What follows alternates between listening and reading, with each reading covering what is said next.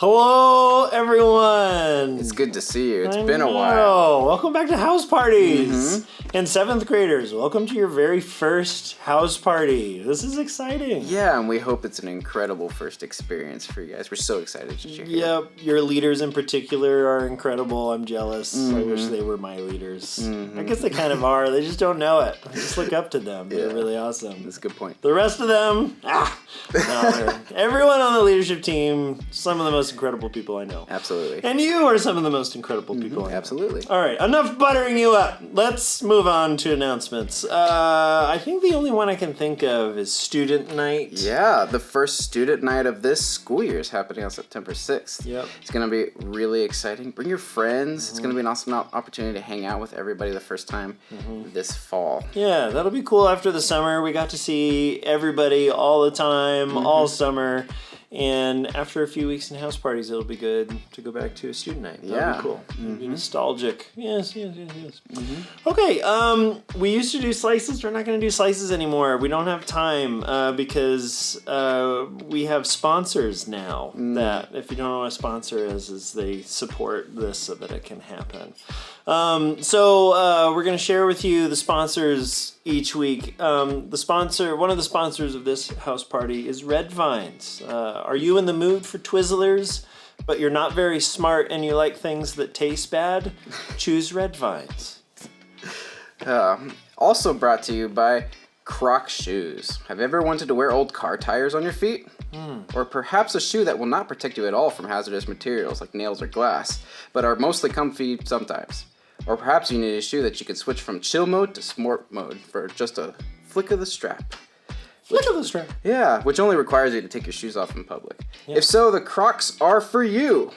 Plus, you can put little charms on it, like a pretty charm bracelet. All right. They're super cool, we promise. All right, yeah, there you go. So, Red Vines and Crocs, super great. Okay, there's something really cool that's happened. We all have a pet. I don't know if you knew this, but we found a turtle, and this turtle is our pet. And in the weeks to come, we're going to together take care of this pet, and we are going to determine the fate of this pet. And you guys are going to choose what happens or doesn't happen to this pet. So the first thing we need to do is we found this turtle. We need to name it. And so the first thing that we need you guys to do is to determine what the name of this turtle will be. All of you will vote, and you'll let us know what your votes are, and we'll see. So here are the options that are before you. The first one is turtle. Second one is bird. Third is Jessica. Herbert. Vlad the Conqueror. That's good. Tank. And the last option is kind of fill in the blank. If your group has a better idea of what we should name this turtle, the leaders will deliberate over the week, and if we like it better than any of these options, behold, the turtle is named whatever you decide it is. But my vote's on Jessica. Yeah, and the cool thing about this turtle is that each one of these videos that you see from weeks on forward will get a little bit of an update on how our turtle's doing and what he's up to. Or she. Yeah, it's going to be a wild adventure that will be slow because it's a turtle. Okay. All right. We are going to do something really cool for the unforeseeable future. Instead of people coming up here and talking for a long time and you talking about what was talked about, we're going to be reading a book of the Bible, and it's called Mark, and we're going to be talking about that. So whoever's on filming, whether it's me or Landry or somebody else or two other people, it's not going to be a lot of talking up here. Most of it is going to be you guys looking at the Bible together and then kind of figuring it out for yourselves, which is going to be awesome. So Mark is a book of the Bible. If you didn't know, the Bible's kind of like this library of books. There's a whole bunch of books in it. Hopefully by now, this has come in the mail, but you have these booklets that are the whole book of Mark. Maybe I'll explain those later. Yeah. But Mark is one of the stories of Jesus, which is weird because if the story was about Jesus, why would you name the book Mark? Well, it's called Mark because someone named Mark wrote it. But here's the thing. It's not really Mark's story either. It's a guy named Peter's story. If you know much of the Bible or if you've been in church a long time, you probably heard about Peter. He walked on water and then he sank. He betrayed Jesus 3 times Cut when a he was dude's about to ear be off. killed. Yeah, cut some dude. Pretty cool guy. Half walked on water and cut off an ear. It's like, all right, you're awesome. Actually, there's way more to his story, but Mark was really good friends with Peter.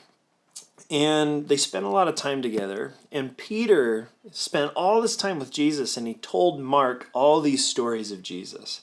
So what Mark did is he wrote down all the stories of Jesus that Peter told him. So when we're reading this book, anytime Peter comes up, pay attention to that. Because through Mark, Peter is kind of remembering the things that have happened to him. We're going to start... by you guys reading Mark chapter 1, verse 1 through 11. Your leaders are going to help you find that. But throughout the whole book of Mark, there's some pretty big themes that it seems like Mark is trying to help us understand. One of those is he's showing us is like following Jesus is about more than just this moral code of like, we believe this is right and this is wrong. It's about a relationship with Jesus. Something much more deeper than like, this is what I do, this is not what I do. But it's like, no, I follow Jesus and we have a relationship with each other. The other thing is he's really trying to drive the point home that Jesus is God. He's not just some dude who had smart things to say, but Jesus is God. Like he is the full representation of who God is. He's not like Hercules, like half man, half God. He is God, but somehow he's also man at the same time too, so that's kind of confusing.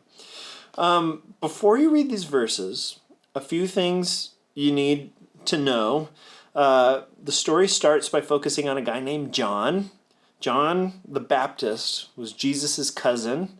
In this book, you'll read this verse, this prophecy that was written like 700 years before John was born, and this prophecy was written about John. That's pretty cool. Take a look at that. That's awesome.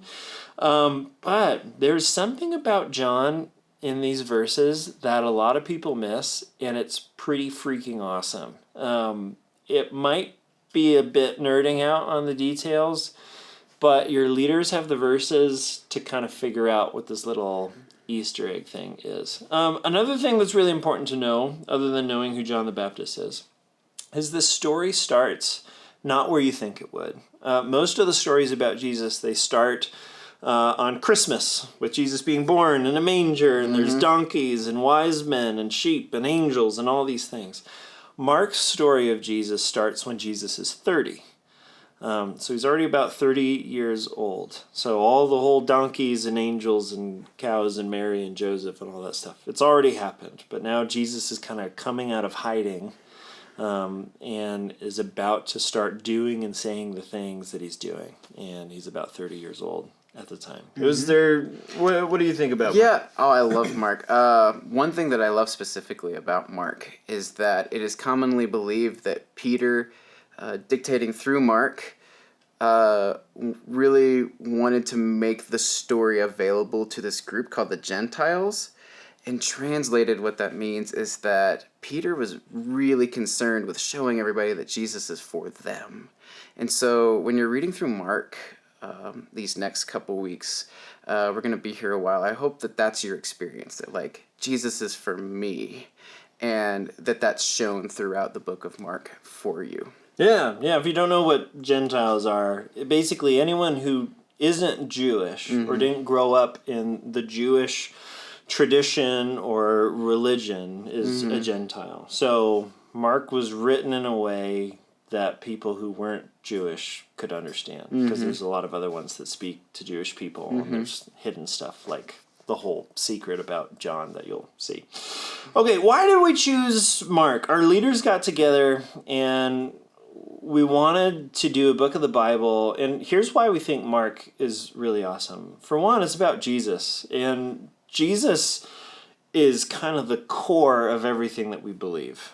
So we thought it'd be really cool to study a story of Jesus so that we can get a deeper understanding of who Jesus is. We're going to see him do a lot of things. We're going to hear him say a lot of things, and you're going to get a picture of who Jesus is in a way you never have before. So that's really big. The other one is we wanted to read a book of the Bible because we want to learn how to read the Bible. We want to. It's kind of a weird book. And like I said, it's not even a book. It's a library of books. Mark is a book. The Bible is lots of books.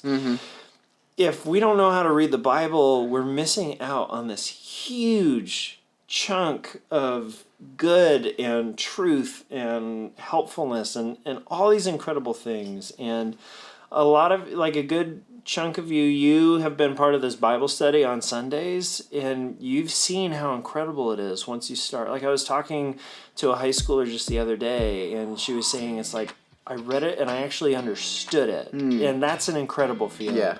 So we want you to experience that too. And yeah, God gave us the Bible because he wanted us to read it, and it's really important. So yeah, I think you guys are really going to like this. Yeah. And I think you're going to pick up on it, and I think you might be surprised by some of the things Jesus does and says that you may have never heard of before. So yeah, all right.